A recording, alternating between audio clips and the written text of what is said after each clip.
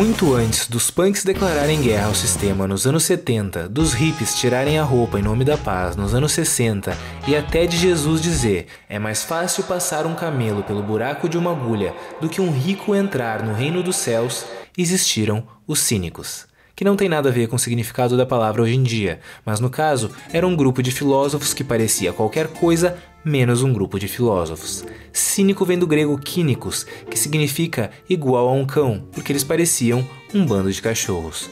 O nome foi dado primeiramente como um insulto, mas os cínicos gostaram do termo porque eles achavam cachorros top. E claro, representavam bem a filosofia deles. Assim como os cachorros, eles moravam nas ruas, não tinham bens, não tinham pudores e não se preocupavam nem um pouco com o que os outros pensavam sobre isso. Esse apelido carinhoso pegou especialmente em Diógenes de Sinope, que ficou conhecido como o Cão, porque ele levou a filosofia ao seu extremo, se tornando o verdadeiro arquétipo do cinismo e o filósofo mais trollador da história. Diógenes buscou fazer da sua vida a mais simples possível. Ele morava em um barril e seus únicos bens eram um bastão, uma lamparina e um saco. Ele também tinha uma tigela que usava para beber água, até que um dia viu uma criança bebendo água com as mãos e pensou, tá bom, eu não preciso mais disso aqui, e jogou a tigela fora.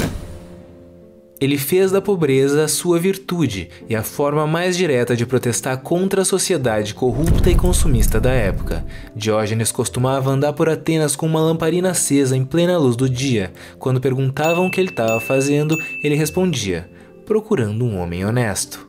De acordo com a sua filosofia, todas as conquistas artificiais da sociedade, status, dinheiro, poder, são incompatíveis com a felicidade, e a moralidade advém do retorno à simplicidade da natureza. As pessoas não deveriam se envergonhar das suas necessidades mais básicas e naturais, nem de fazê-las quando sentissem vontade, comer em público, beber em público, dormir e, bom, todo o resto que vocês devem imaginar.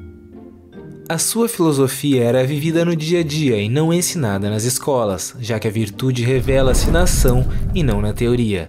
Ele não tinha nenhum respeito pelos grandiosos filósofos da época e seus questionamentos intelectuais que não se aplicavam à vida em si. Platão foi quem mais sofreu nas mãos de Diógenes, porque ele acreditava que Platão não era digno de carregar o nome do seu próprio mestre, Sócrates, uma vez que tinha perdido completamente a essência dos seus ensinamentos, transformando boa parte da simplicidade socrática em devaneios inúteis que transformavam a filosofia em algo elitista e que nada acrescentava à arte de viver. Diógenes dizia que o verdadeiro discípulo de Sócrates era Antístenes, que foi o seu mestre e fundador do cinismo. Certa vez, Platão definiu o homem da forma mais sucinta possível, como um bípede sem penas, e foi extremamente aplaudido pelos seus alunos.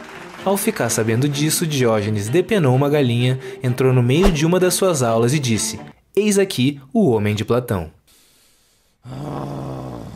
Depois disso, Platão se viu obrigado a mudar sua definição para um bípede sem penas e de unhas largas. Em outra ocasião, talvez já irritado com Diógenes, Platão o viu lavando alfaces para o almoço e provocou: se você tivesse cortejado Dionísio, que aliás, vale ressaltar, era um tirano cruel, você não estaria lavando alfaces agora. Ao que Diógenes respondeu: se você lavasse alfaces, não teria que cortejar um tirano. De tanta birra, Platão acabou definindo Diógenes como um Sócrates que enlouqueceu. E bom, ninguém deve discordar que Diógenes era realmente meio louco, mas numa época em que Aristóteles, Platão e todos os grandes pensadores defendiam a escravidão, era esse louco o único que se opunha totalmente a ela.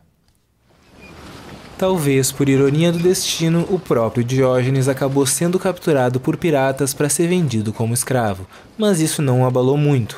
Na viagem até o leilão, os prisioneiros do navio mal recebiam comida para se manterem vivos, e Diógenes chamou os piratas na pura malandragem.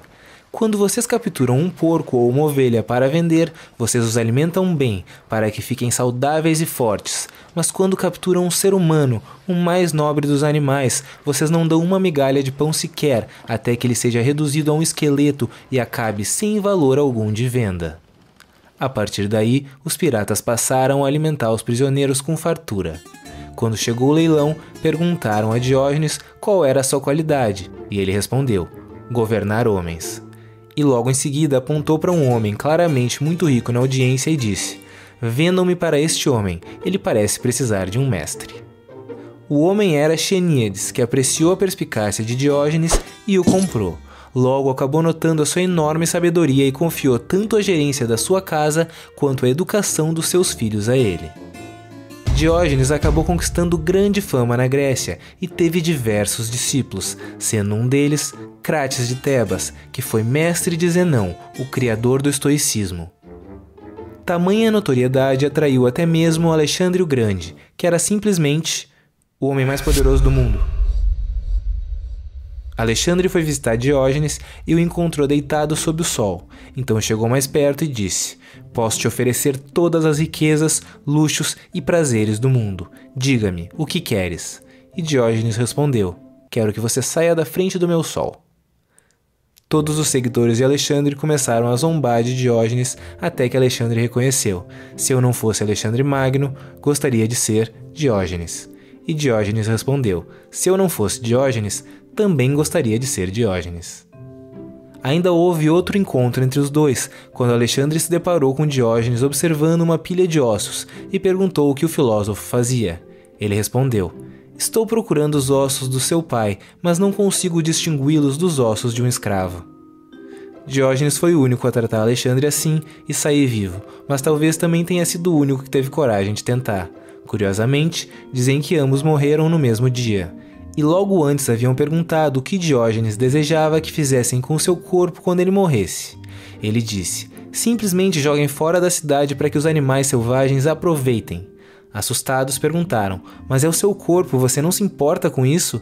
E ele retrucou: "Não, desde que vocês me deem um bastão para afugentar os animais." Ao que responderam: "Mas você vai estar morto." E ele disse: "Então por que eu me importaria?" Com o decorrer do tempo, a palavra cínico foi perdendo seu significado, principalmente a partir do segundo século depois de Cristo, quando Luciano de Samosata criticou os autoproclamados cínicos de seu tempo que simplesmente pregavam os ensinamentos de Diógenes, mas viviam o total oposto. Mais tarde, baseados nos escritos de Luciano, os renascentistas e reformistas passaram a usar a palavra cínico para se referir aos seus rivais, da mesma forma que ela é usada hoje em dia, no Big Brother, etc. Mesmo tendo perdido seu sentido ao decorrer do tempo, a filosofia cínica foi diretamente responsável pelo surgimento do estoicismo, influenciou os pensamentos de Nietzsche e impulsiona direta ou indiretamente qualquer pessoa que se propõe a questionar o status quo. Ninguém precisa seguir todas as loucuras de Diógenes para colher os melhores ensinamentos da sua filosofia. Na verdade, nem o próprio esperava ser seguido tão fielmente.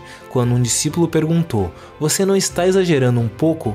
Ele respondeu: "É claro, eu sou como um professor de coro que tem que cantar mais alto do que os outros para que eles possam ouvir a nota certa." Hoje em dia, mais do que nunca, precisamos de um pouco de Diógenes dentro de cada um de nós. A sua autossuficiência, a sua capacidade de pensar por si como um indivíduo e não seguir cegamente as regras impostas pelos grupos que dividem ou dominam a sociedade, a sua capacidade de viver fora de uma bolha e conseguir escrever a própria história independentemente do que os outros vão pensar, a sua capacidade de ser honesto consigo mesmo.